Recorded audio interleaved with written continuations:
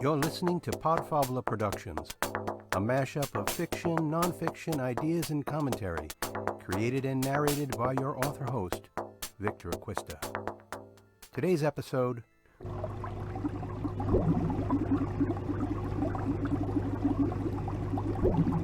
Lessons from a Fish Tank.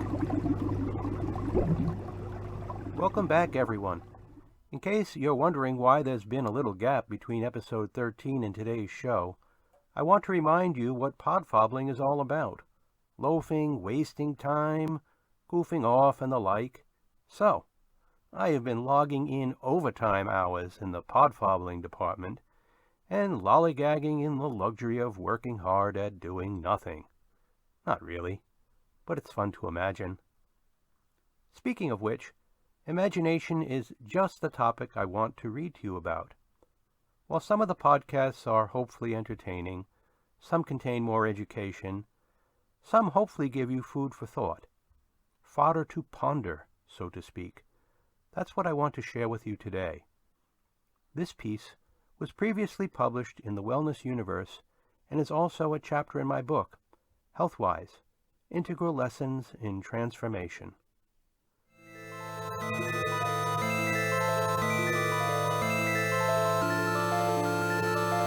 Lessons from a Fish Tank.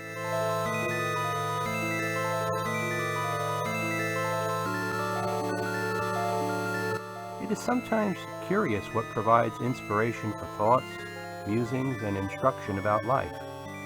We have all seen tropical fish in a tank. It might be as simple as a single goldfish in a bowl, or something much more elaborate. Who among us has not wondered, at least momentarily, what living in such a confined space must be like? It seems a bit painful to watch a goldfish swimming around the confines of his or her world, looking out through the glass at a world he or she cannot enter.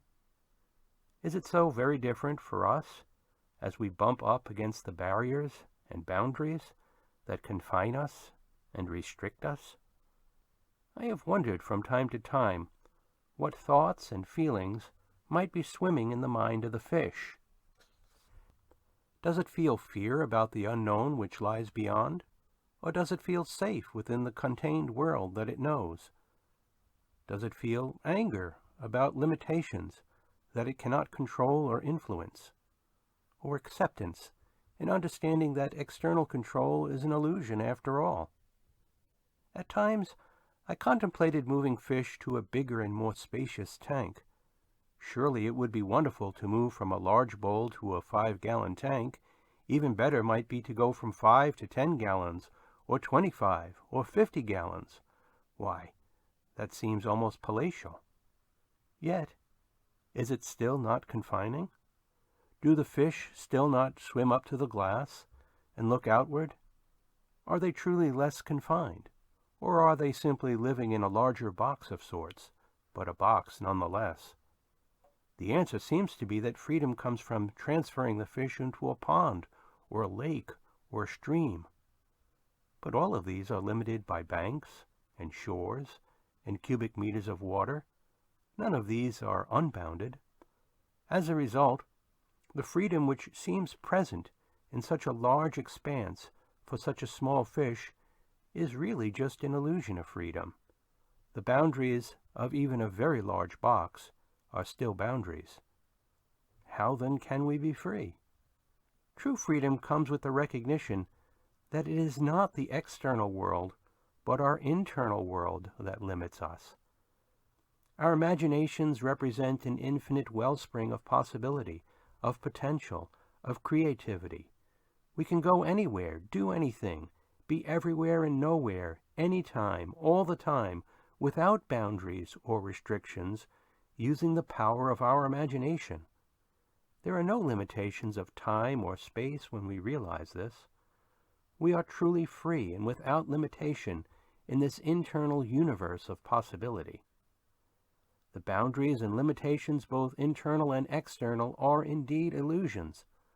I like to imagine that the goldfish, swimming in the narrow confines of his or her bowl, knows this. I like to think that the goldfish is not bothered at all by the illusion of restriction, but does swim securely in the absolute certainty that it lives in unity with the infinite.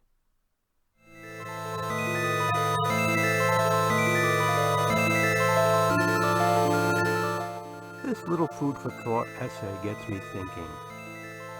Much of what I semi-joke around with when I talk about podfobling has to do with entering into this vast playscape of the imagination to explore creative ideas, concepts, whimsy, deep metaphysical shtick, and anything else that's in or potentially in the imaginarium of my mind. I think we all need to give ourselves permission to swim in that sea of possibility, to fly in that limitless sky. Podfobble more. I know I plan to. That does it for today. Hope you enjoyed the show. I also want to thank you for spreading the word about Podfobbler Productions. You can learn more about me and the show on my website, www.writingtoraiseConsciousness.com. Follow me on Twitter, and participate in the fan base by checking out Podfobbler Productions on Facebook, where shows are archived for discussion and comments.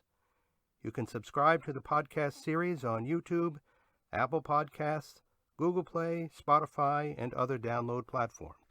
Finally, please stop by my Amazon author page and check out my nonfiction and fiction books and short stories. Until next time.